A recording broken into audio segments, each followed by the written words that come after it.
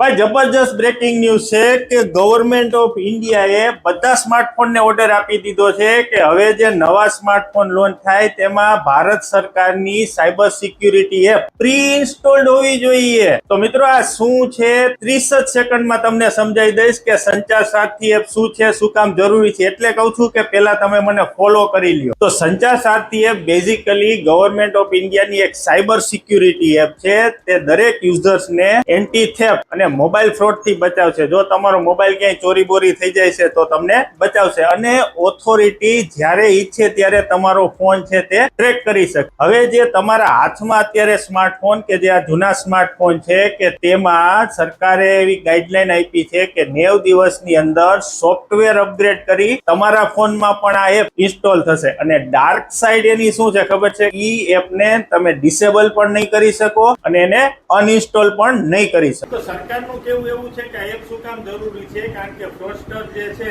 તે fake IMEI number દ્વારા ફોનનો મિસયુઝ કરે છે. તેનાથી ટેલિકોમ સિક્યુરિટીને ઘણી મોટી અસર થાય. તો આ એપ માટે મિત્રો તમારો શું વિચાર છે કમેન્ટમાં જરૂર